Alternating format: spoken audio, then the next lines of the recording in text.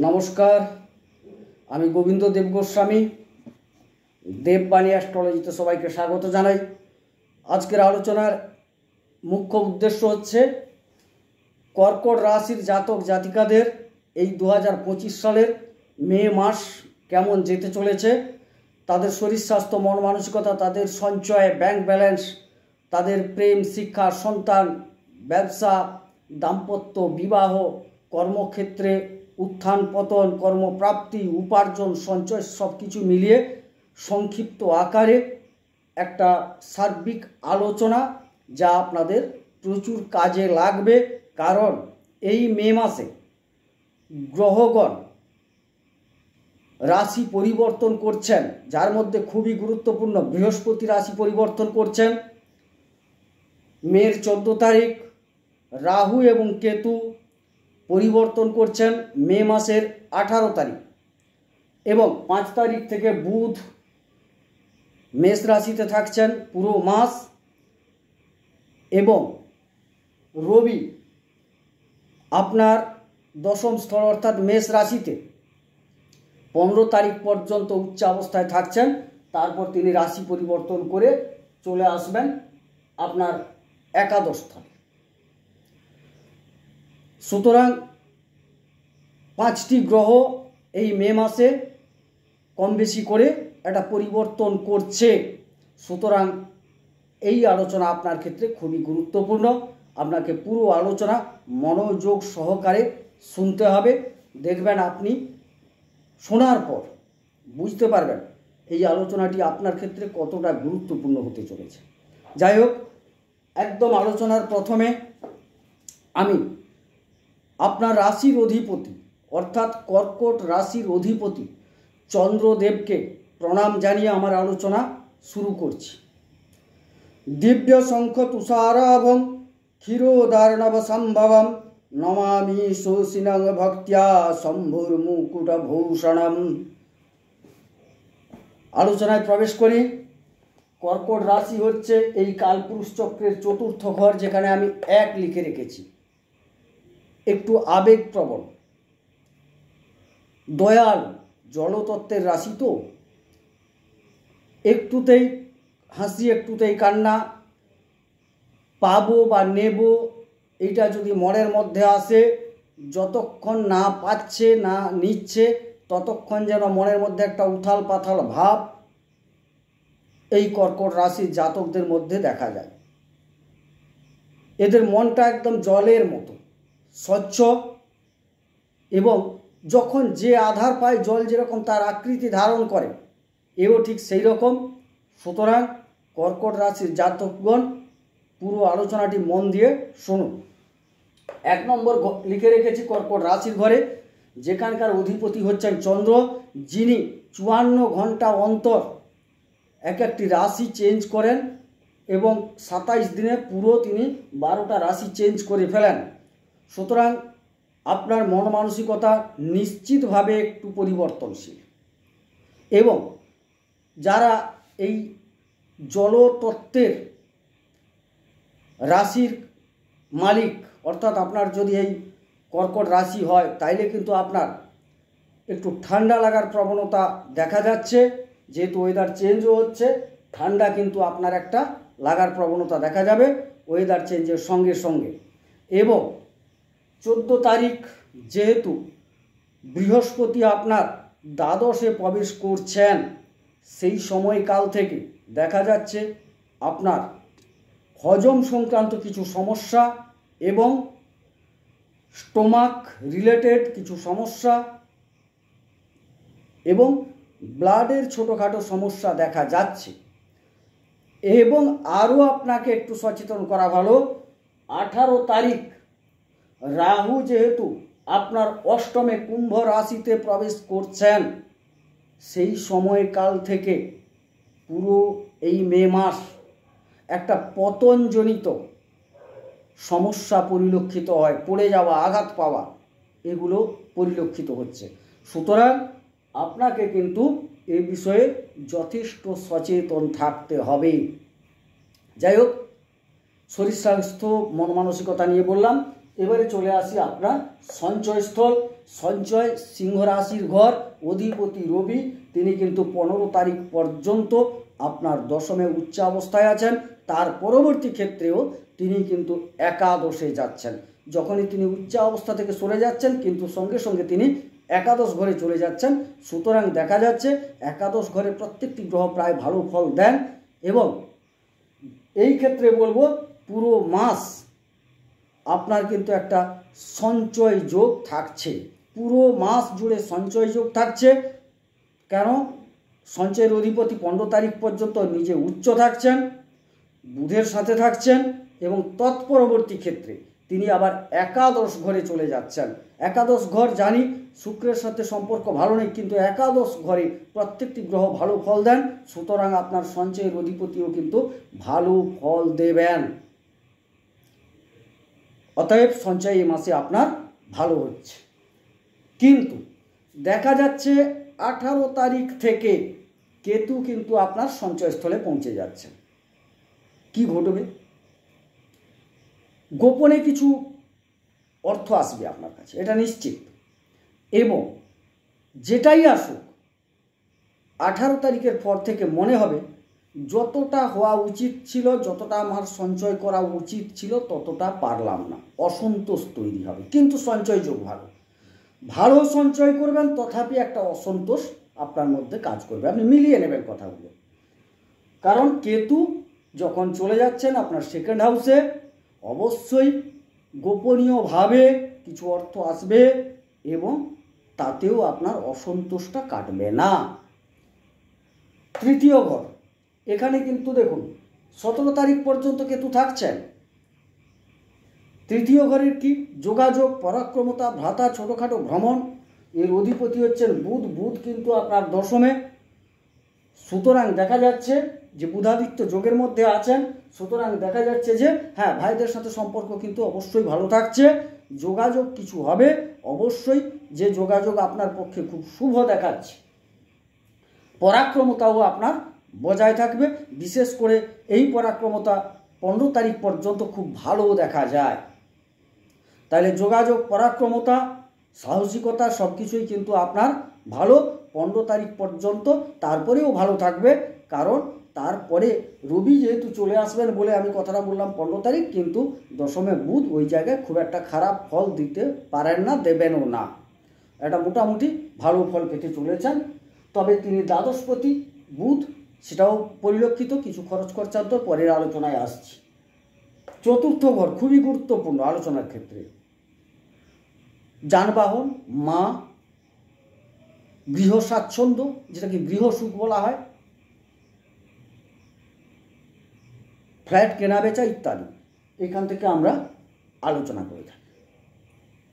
দেখুন, এর অধিপতি শুক্র ভাগ্যস্থলে বসে আছেন মীন রাশিতে উচ্চাবস্থায়। খুব সুন্দর ভাগ্যের তাইলে একটা সহায়তা পাচ্ছেন। কিন্তু চতুর্থ ঘরের যে অধিপতি হয়ে তিনি ভাগ্যস্থলে উচ্চে থাকার সুবাদে আপনার কিন্তু গাড়ি বা বাহন ক্রয় যোগ দেখা যাচ্ছে। যারা কিনতে চাইছেন অবশ্যই সময়টা আপনাদের ক্ষেত্রে খুব উপযোগী, খুবই উপযোগী, ক্রয় করতে পারেন। যারা ফ্ল্যাট কিনতে চাইছেন, নতুন বাড়ি কিনতে চাইছেন, খারাপ না। তবে সেক্ষেত্রে মঙ্গল কিন্তু আপনার রাশিতে নিচস্থ, একটু বিবেচনার দরকার। যারা ভূমি কিনতে চাইছেন বিশেষ করে, সেক্ষেত্রে বলবো, তবে খারাপ নয়, কারণ পরে পঞ্চমের আলোচনায় যাচ্ছি। আপনি ফ্ল্যাট কিনতে পারেন, গাড়ি কিনতে পারেন, গাড়ি বা ফ্ল্যাট বা অন্য কিছুকে ডেকোরেট করাতে পারেন, সেটাও আপনার ক্ষেত্রে খুব ভালো সময়। মায়ের শরীর স্বাস্থ্য অবশ্যই ভালো থাকবে, কোনো খারাপ দেখা যাচ্ছে না।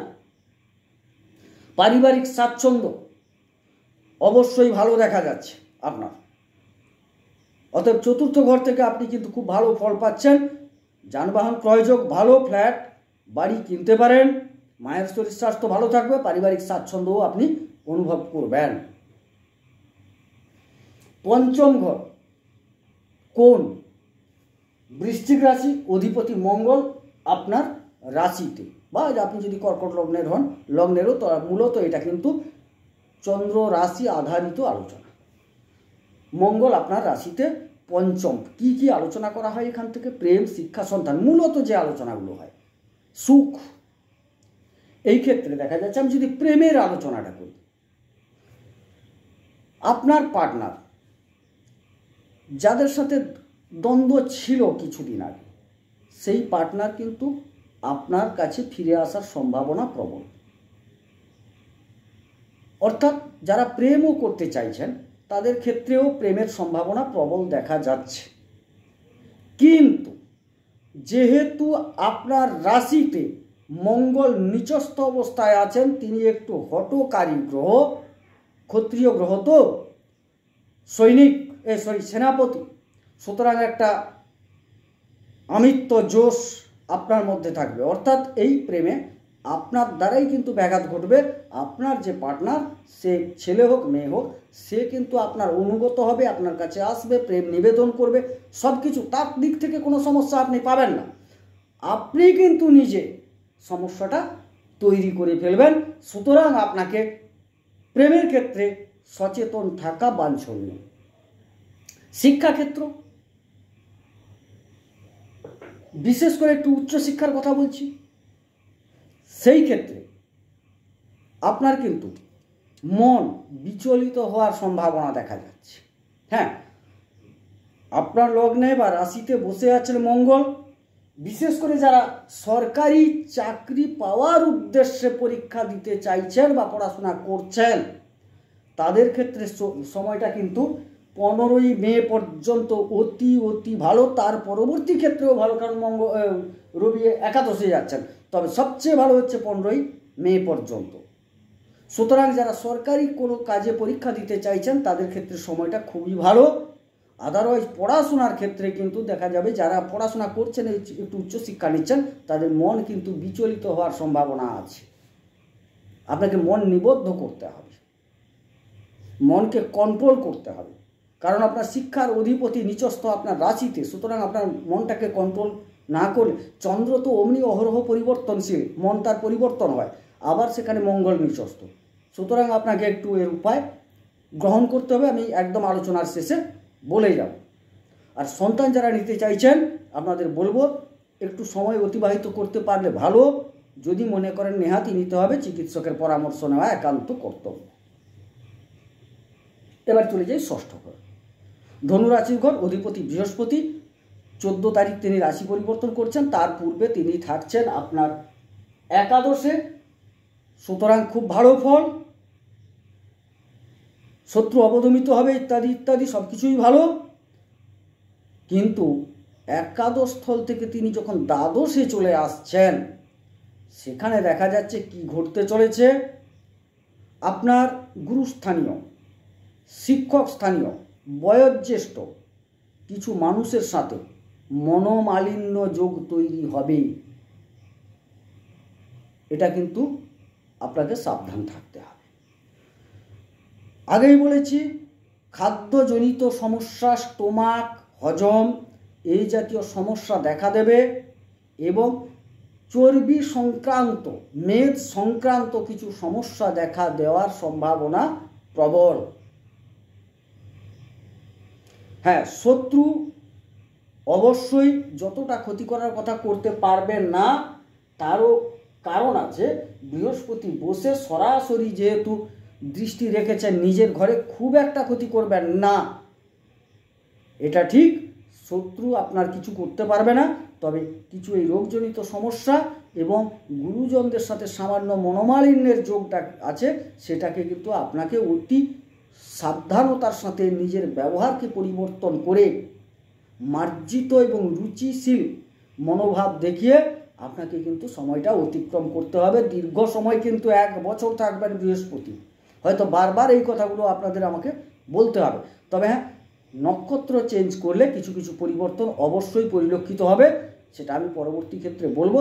তবে আপাতত 2.5 থেকে 3 মাস সময় বৃহস্পতির প্রবেশের পরে পরে আপনাকে কিন্তু অতি সচেতন থাকতে হবে। এবারে চলে যাই সপ্তম ঘর, দাম্পত্য, বিবাহ, ব্যবসা ইত্যাদি। দেখুন, আপনাদের স্মরণ করিয়ে দিই, এই 29শে মার্চ গেল যে শনি যে রাশি পরিবর্তন করলেন, তার পূর্বের 2.5 বছর আপনাদের একটা ঢাইয়া চলছিল। এই ঢাইয়াতে অনেকেই কর্মচ্যুত হয়েছেন, অনেকের ব্যবসায় প্রচুর লস গেছে। যারা স্বনিয়োজিত কর্মে ছিলেন তারাও কিন্তু বিব্রত বোধ করেছিলেন। এবার কিন্তু সময়টা আপনার। দেখুন, আপনার সপ্তমপতি শনি এবং অষ্টমপতি শনি, দেখুন অধিপতি, সপ্তমের অধিপতি তিনি, অষ্টমের অধিপতি, সেই শনি কিন্তু আপনার নবম স্থলে বৃহস্পতির রাশিতে এবং শুক্রের সাথে অবস্থান করছেন। সুতরাং কি দেখা যাচ্ছে, ব্যবসায় যাদের ড্যামেজ চলছিল, ক্ষয়ক্ষতি চলছিল, তাদের কিন্তু একটা পুনরায় নতুনভাবে ভাগ্যের সহায়তায় লাভ পেতে চলেছেন। নতুন যারা ব্যবসা করতে চাইছেন তাদের ক্ষেত্রেও সময়টা যথেষ্ট ভালো, অবশ্যই ভালো। যারা বিবাহ করতে চাইছেন অবশ্যই বিবাহ করতে পারেন। দাম্পত্য ক্ষেত্রেও আপনাদের ভালো থাকছে, দাম্পত্য ক্ষেত্রেও আপনাদের ভালো থাকছে। তবে মঙ্গলের একটা নিজ দৃষ্টি আছে, এটা ঠিক। হ্যাঁ, আপনার পার্টনারের দেখবেন শরীর স্বাস্থ্যের কিছু অবনতি ছিল, সেটাও কিন্তু ভালোর দিকে যাবে, এটাও ঠিক। মানে আপনার স্ত্রী বা স্বামীর, সেটাও কিন্তু ভালোর দিকে যাবে। আর একটু মঙ্গলের দৃষ্টি পড়ে আছে, অতএব আপনি নিজেকে সংযত করুন। আপনার স্ত্রী বা স্বামী তিনি কিন্তু ভালো ব্যবহার করবেন। আপনার অহংকার, আপনার তেজ, এইগুলো কিন্তু আপনার একটু ক্ষতি করে দিতে পারে। আদারওয়াইজ কিন্তু দাম্পত্য ভালো, বিবাহ ক্ষেত্রও ভালো। ব্যবসা যারা করছেন তাদের ক্ষেত্রে সময়টা ভালো, বিশেষ করে খনিজ সংক্রান্ত ব্যবসা যারা করছেন, চামড়া সংক্রান্ত ব্যবসা যারা করছেন তাদের ক্ষেত্রে তো অবশ্যই সময়টা ভালো।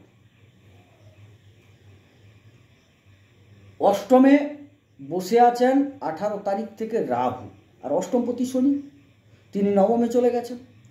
তো অষ্টম স্থল একটা পরিবর্তন, অবশ্যই পরিবর্তন, একটা আধ্যাত্মিকতার দিকে নিয়ে চলে যেতে পারে আপনাকে।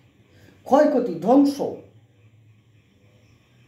ড্যামেজ, হানি, একটু বিদেশ, এগুলো বোঝায়। এইখানে দেখুন একটা পরিবর্তন আসবে। কি ধরনের পরিবর্তন না, দেখবেন এই যে শনির ঢাইয়ার ফলে আপনি কিন্তু জর্জরিত। শনি কি করেন, এক কথায় বলি, কথা শুনতে খারাপ লাগবে হয়তো, গাধা পিটিয়ে ঘোড়া বানান। 2.5 বছর ধরে আপনাকে এমনভাবে পরীক্ষা নিরীক্ষা আপনার উপর করেছেন, তাতে কিন্তু আপনি অনেক কিছু শিখতে পেরেছেন। কি করা উচিত, কি করা উচিত নয়, আগে যা ভুল করেছি এখন তা করব না, ইত্যাদি ইত্যাদির শেষে আমি চ্যালেঞ্জ দিয়ে বলতে পারি, কর্কট রাশির যারা জাতক জাতিকা আছেন, বিশেষ করে একটু বয়স, একদম বাচ্চা ছেলেদের ক্ষেত্রে নয়, যারা একটু আপাতত প্রাপ্তবয়স্ক হয়েছে বা একটু যৌবন প্রৌঢ়ত্বে পৌঁছেছেন, তারা কিন্তু আধ্যাত্মিকতার শরণাপন্ন হতে চলেছেন। বলে ঈশ্বর বলে কিছু আছে, গ্রহ বলে কিছু আছে, এটা কিন্তু বাস্তব। যে পথটা আপনি পেয়েছেন না, সেখান থেকেই আপনার মন কিন্তু আধ্যাত্মিকতার দিকে যাবে। অর্থাৎ দেখা যাবে যে আপনি কিন্তু ঈশ্বরের প্রতি অনুরক্ত হতে চলেছেন। এবং অনেকে এই সময়কালে গুপ্তবিদ্যা, জ্যোতিষ সংক্রান্ত বিষয় শেখার বা জানার বা ওর সাথে কোনো রকম সম্পর্ক স্থাপন করতে চলেছেন। মিলিয়ে নেবেন আমার কথাগুলো এবং কমেন্ট করবেন। বা গুপ্তবিদ্যা বলতে আরও অন্যান্য কিছুও আছে, বিদেশ সংক্রান্ত কিছু যোগাযোগ হওয়ার সম্ভাবনা আছে। এই অষ্টম ঘর অনেক ভালো ফল দেবে, অনেক খারাপ ফল দেবে। বললাম না, আঘাত বা পতনজনিত সমস্যায় আপনি ভুগতে পারেন। রাহু চলে এসছে, সেক্ষেত্রে আপনাকে সাবধান থাকতে হবে। এবার চলে যায় নবম ঘর, ভাগ্য, যেটা খুব গুরুত্বপূর্ণ, খুবই গুরুত্বপূর্ণ। দেখুন, নবমে বসে আছেন কে? শনি এবং শুক্র উচ্চাবস্থায়, অর্থাৎ আপনার চতুর্থের অধিপতি এবং একাদশের অধিপতি। ভাবতে পারছেন, চতুর্থ হচ্ছে সুখ, যানবাহন, মা, গৃহ, পারিবারিক স্বাচ্ছন্দ্য, তার অধিপতি, এবং লাভ ও উপার্জন একাদশ তার অধিপতি, তিনি কিন্তু আপনার ভাগ্যস্থলে উচ্চাবস্থায় বসে আছেন। সুতরাং ভাগ্য প্রচুর প্রচুর পরিমাণে আপনাকে সঙ্গ দেবে। কর্মের দায়িত্বটা আপনার, কর্মটা আপনাকে করতে হবে। তাহলে ভাগ্য যদি সাথ দেয়, এবং দেখুন ঢাইয়া শেষ, শনি আপনার সপ্তম এবং অষ্টমের অধিপতি হয়ে নবমে প্রবেশ করে গেছেন ভাগ্যস্থলে। শুক্র কিন্তু প্রচুর পরিমাণে দেওয়ার জন্য একদম প্রস্তুত, আবার শনি একটু ধীরে ধীরে দিতে চান। তাহলে দুটোর মিশ্রণে দেখা যাচ্ছে অবশ্যই ভাগ্যের সহায়তা পাবেন। শনি যেহেতু চান আপনি একটু পরিশ্রম করুন, নিষ্ঠার সাথে কাজ করুন, তাইলে আপনি শনির কাছ থেকে কিছু পাবেন।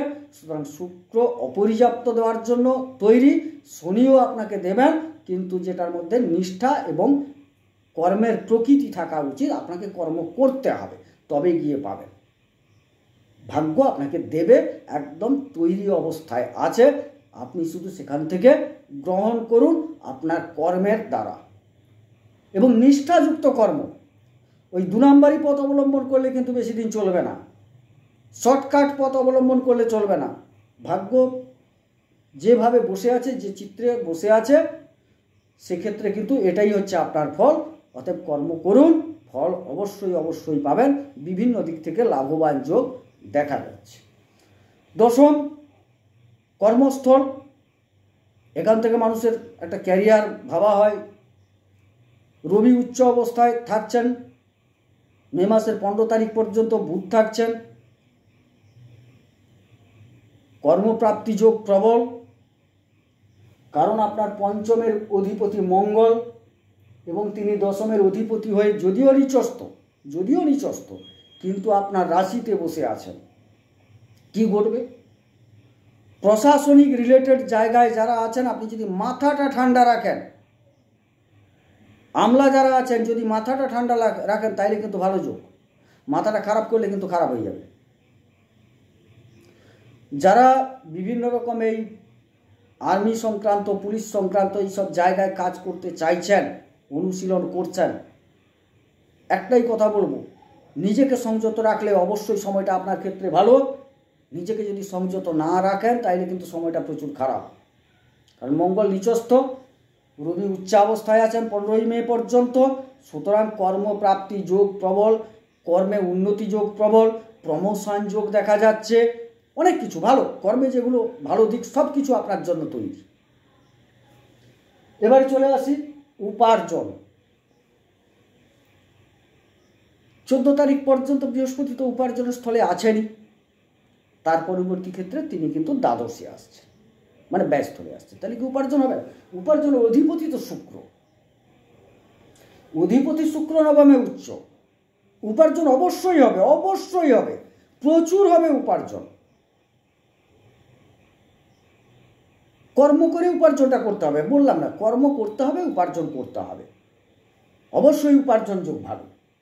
কিন্তু দ্বাদশে বৃহস্পতি থাকছেন, যারা মাঙ্গলিক কর্ম করতে চাইছেন অবশ্যই 14 তারিখের আগে ওগুলো শেষ করে নেন, যাবতীয় মাঙ্গলিক কর্ম।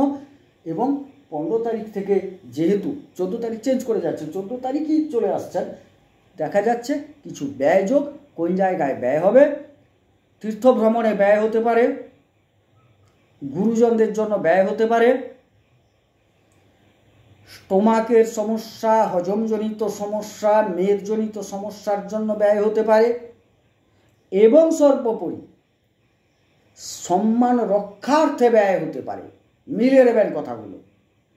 এবং শিক্ষাক্ষেত্রে নতুন কিছু শেখার জন্য, পড়াশোনার জন্য, নতুন কিছু পড়াশোনা করতে চাইছেন, ডিপ জ্ঞান অর্জন করতে চাইছেন, গভীর জ্ঞান যেখানে লুকিয়ে আছে সেসব বিষয়ে আপনারা চাইছেন অনেকে।